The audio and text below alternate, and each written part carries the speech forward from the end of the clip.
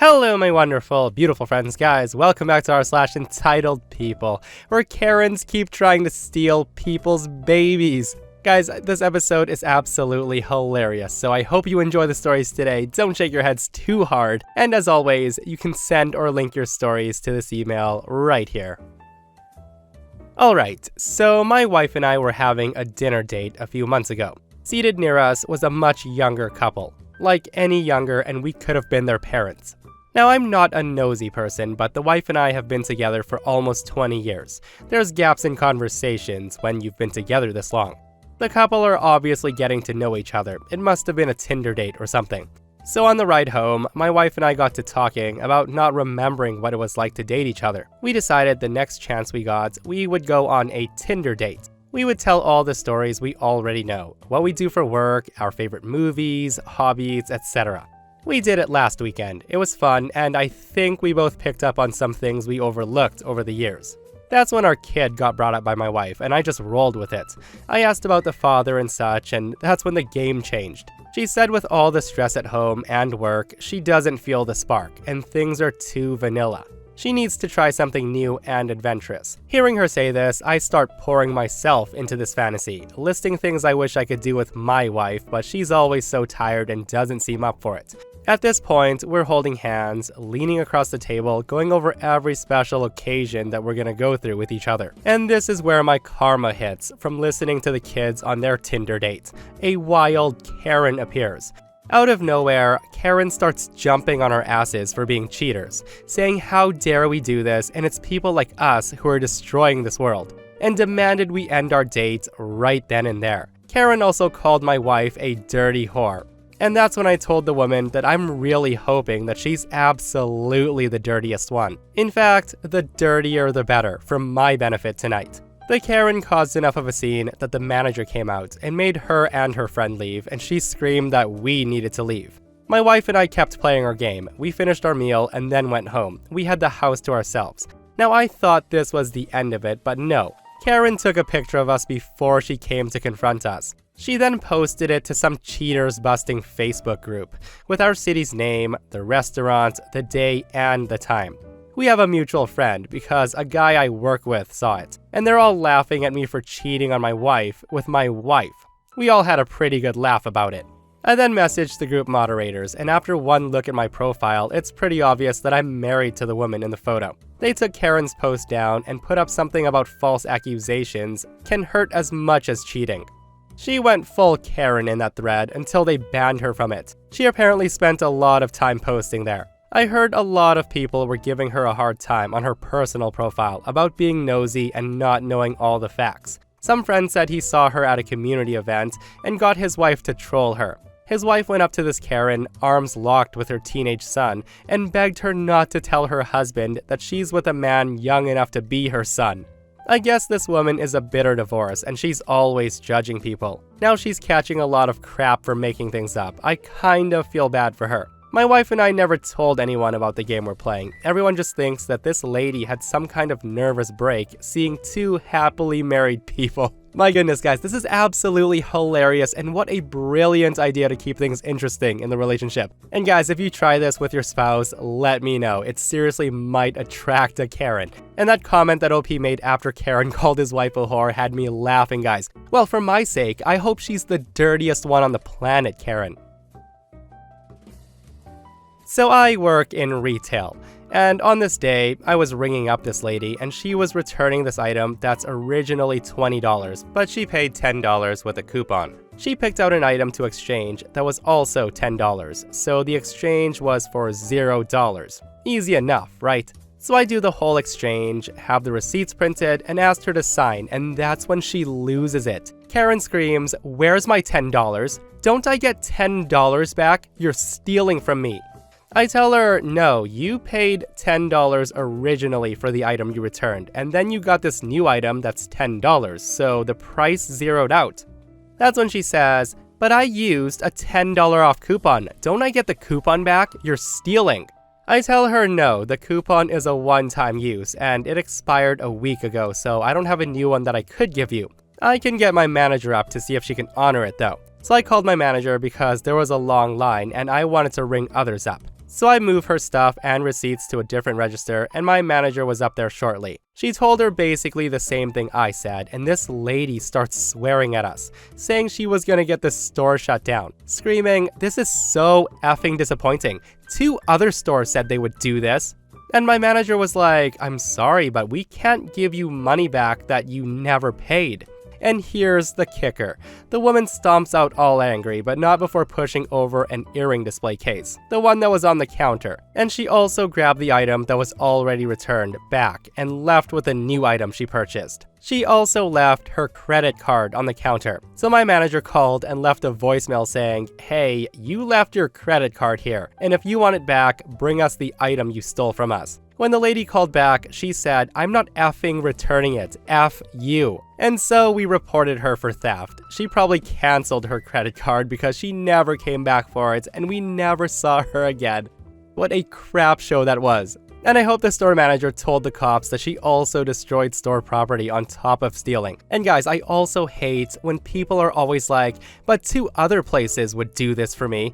Well, ma'am, why don't you go to the other place? Let's just reverse this transaction so you can go there, okay?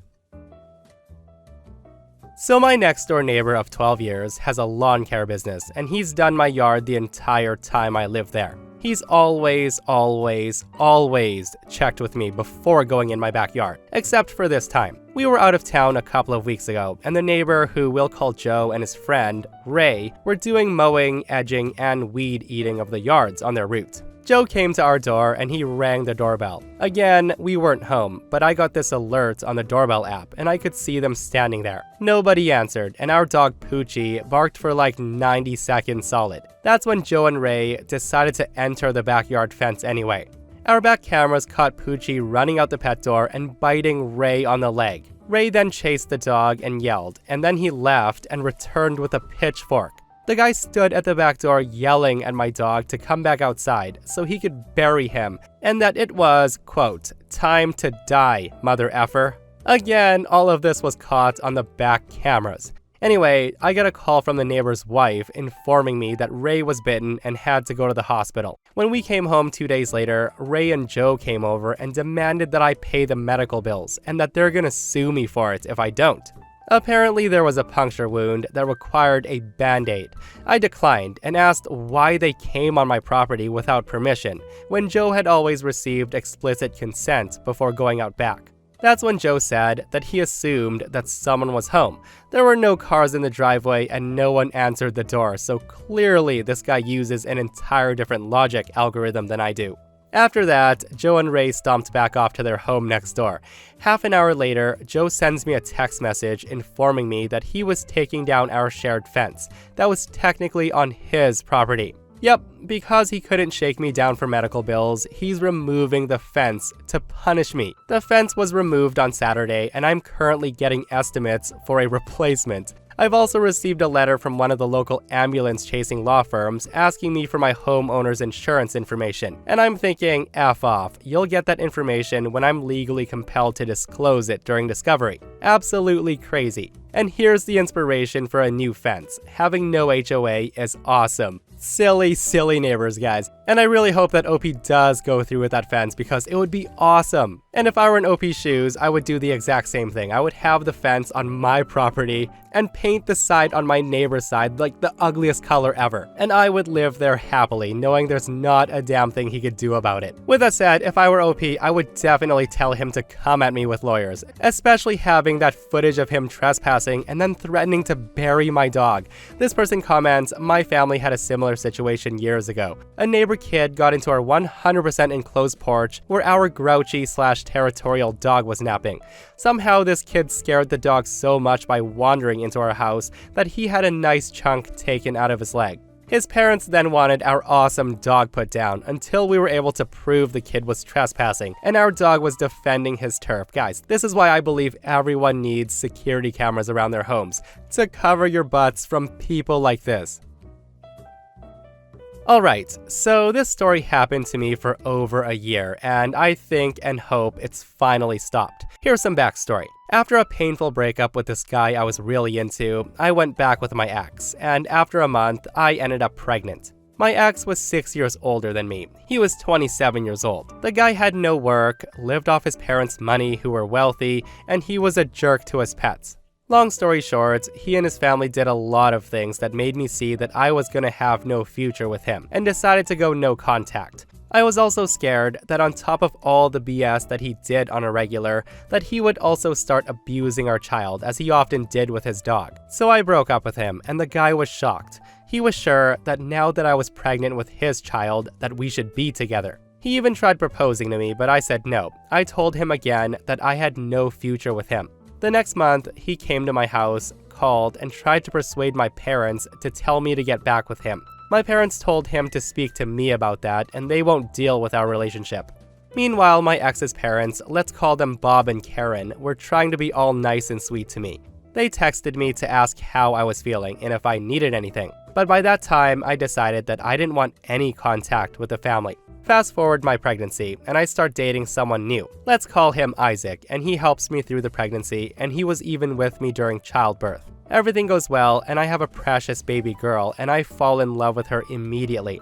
Everything was going well, when one day, I get a text from Bob saying that he was outside my house, and I had to let him inside because he had some gifts for the baby. I got slightly irritated by this fact, but I came outside. He and his wife Karen were there, and they handed me a bag of gifts from all the family members, and they asked if they could see the baby. Mind you, they were not involved in my life during the pregnancy process, and they had no contact with me the whole time. I was actually annoyed that they showed up to my house at all. I told them at that moment that she was sleeping and we didn't want to let anyone in so she wouldn't wake up. She was about 3 weeks at this point. That's when the sweet couple's face turned and twisted and a side of them that I had never seen came out. Karen struck her hand against their car, demanding to see her grandchild. And the father just grumbled, but he calmed down and said they gave me presents and now they have the right to visit their grandchild, and that I must allow them inside because they wanted to hold her.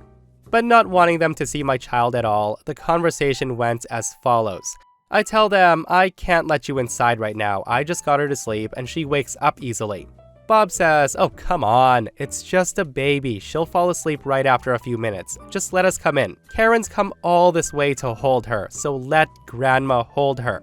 That's when Karen says, you have no right to keep the baby from us. Even if your relationship with our son didn't work, we had nothing to do with it. She's our grandchild. I say to her, I understand, but she's my child, and right now, she's sleeping, so come back another time. That's when Karen says, how dare you disrespect us? This is our baby, and we have the right to see her. Bring her out now. Again, I say, I'm sorry, I can't. And then Bob cuts me off and says, you know, this baby means a lot to us. In our family, bloodline is very important. Your child is our son's first child and is very special to us. Just let us take pictures of her to show our family. Bring her outside, now. Again, I say, I'm sorry, I'm tired. I usually sleep when she sleeps, so I'm going inside right now. That's when Karen says, Bob, do something about it. She's kidnapping our baby and keeping it from us.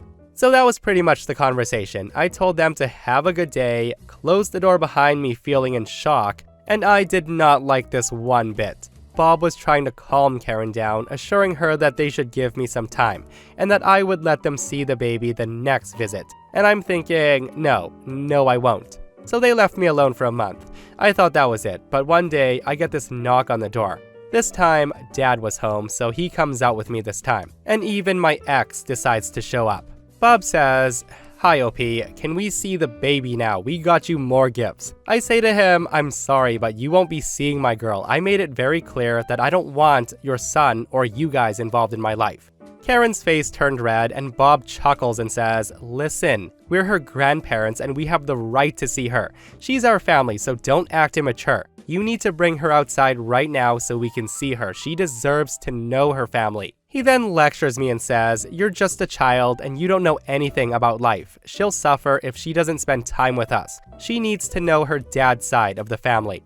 You have no right to take her and keep her from us. I understand that you're angry at our son, but that doesn't give you the right to behave like this. The whole time my ex is standing there quiet. I say to them, my decision is final. I'm sorry. I will not hold contact with you, nor will you get to meet my daughter. Leave me alone or I'm going to call the police. That's when Karen screams, how dare you take this girl away from us? We are her grandparents. At this point, my dad, who was fed up with all this, raised his voice and said, "Okay, you guys listen to me right now. My daughter doesn't want you guys to see this child. She doesn't have to deal with people like you, so leave her alone. OP, let's go inside right now."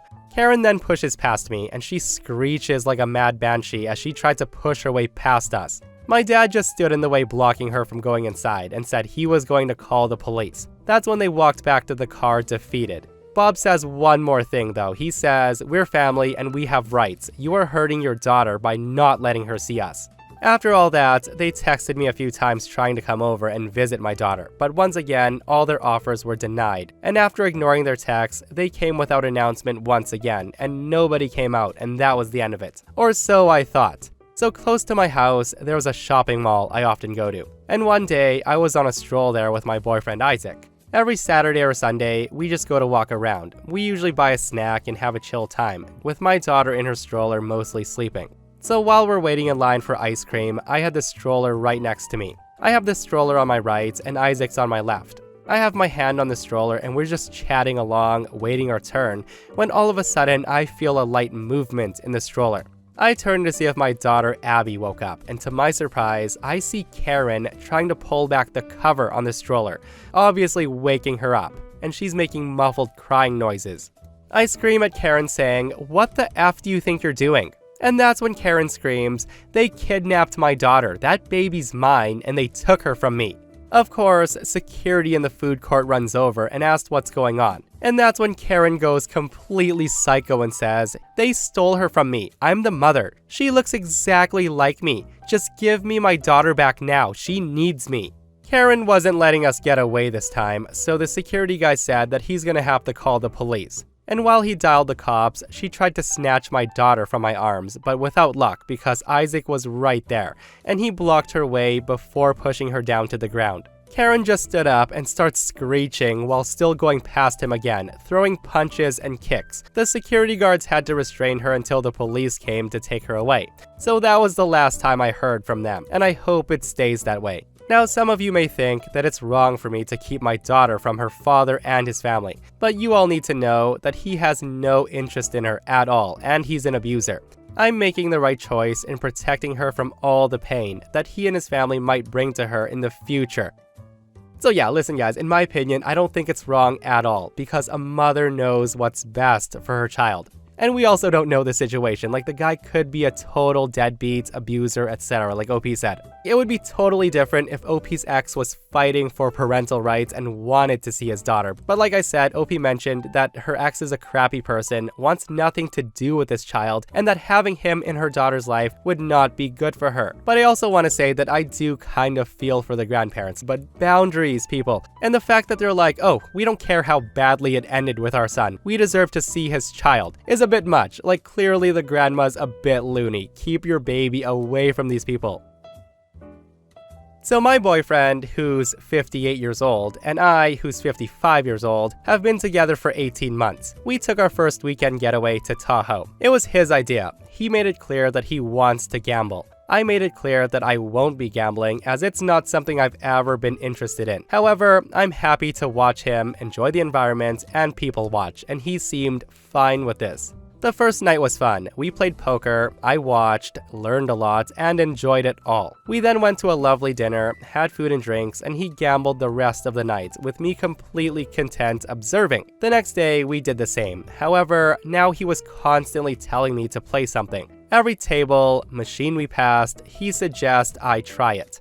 I declined, telling him that I'm good, it's not my interest to play. Again, I encouraged him to do and play whatever he wants, but it just went on and on. He took me to this high roller slots area and he told me to sit down at a machine. He then put in a $100 bill and he said to me, "Play this, I'll be right over there." And he walked away to another slot. So I started to play it and immediately I was winning and I just kept playing. My boyfriend noticed and he came back over. He was so excited. He told me to sit there and keep playing, so I played it for about 35 minutes. I then hit the jackpot for like $15,000. I said to him, "I'm done," and cashed out. It was crazy. All I thought was easy come, easy go, and that's why people have gambling issues. After they gave what I won, I immediately give him $100 back. He then said to me, "What the F is this?" You're only giving me $100? I say to him, that's the money you put into the machine. He then said, oh, hell no, you owe me way more than that, like $7,000.